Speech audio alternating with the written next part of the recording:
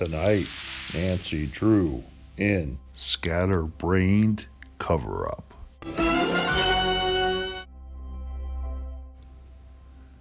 This episode is about the theory that Patsy caused Jonbenet's skull fracture.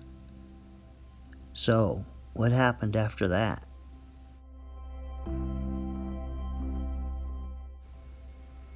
I think Patsy nursed or cared for an unconscious Jonbenet for an hour or so.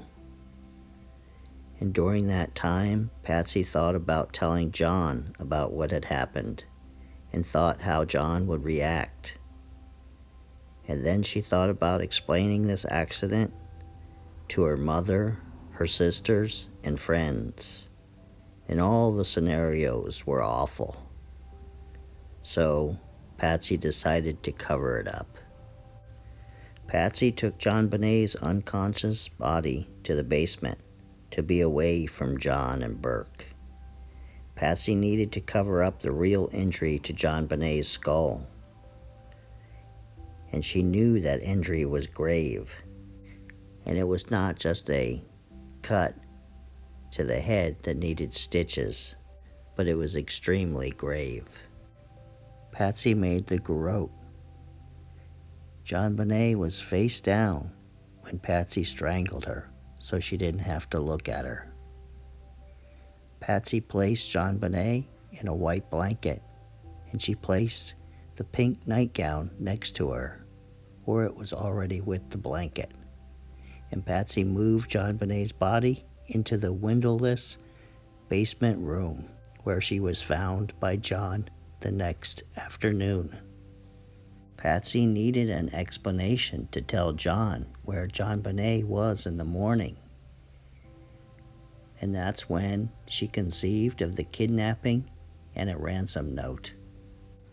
She got her writing tablet that was on the kitchen countertop and started the note, Mr. and Mrs., but stopped. And then she went to another page and wrote, Mr. Ramsey, listen carefully. Then Patsy waited until approximately 5:30 a.m. Patsy got into bed with John. She laid there and waited for him to wake up. John got up and went to the bathroom, and Patsy went downstairs to start the plan in action.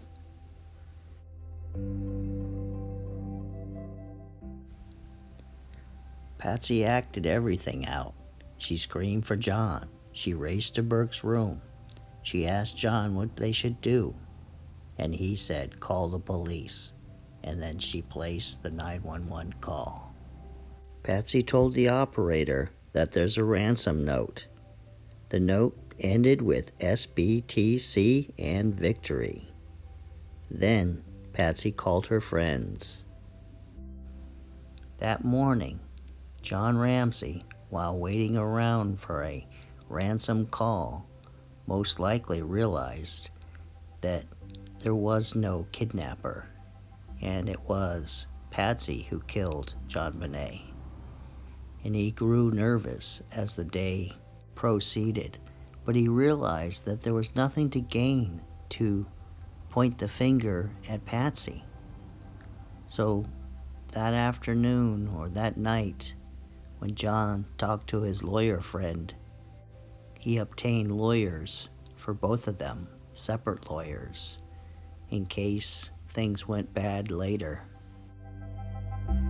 The note was lying across the 3 pages across the run of one of the stair treads. And it was kind of dimly lit because it was very early in the morning. And I started to read it, and it was addressed to John. It said, Mr. Ramsey. And it said, we have your daughter.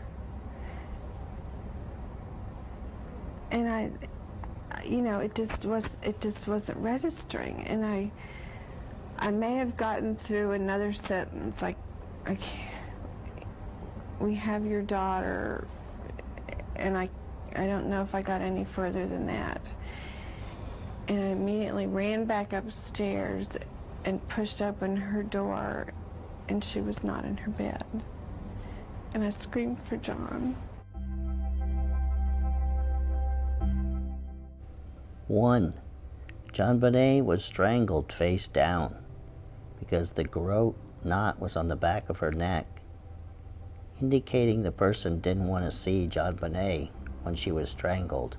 2. Jonbenet was wrapped in a white blanket. I don't think a killer, an intruder, would do something like that. That was probably apparent. 3. Jonbenet was found by John, not Patsy. Often in the murder of kids, the parent that did it wants someone else to find the body. 4. Ransom note changed to Mr. Ramsey. So wanted to push that away and not be involved. Changed it to Mr. Ramsey. 5. Patsy knew the SBTC and Victory closing of the note, even though she said she didn't read the full ransom note. And 6. Patsy called her friends immediately after 911 because she didn't want to be alone when the police were in her house.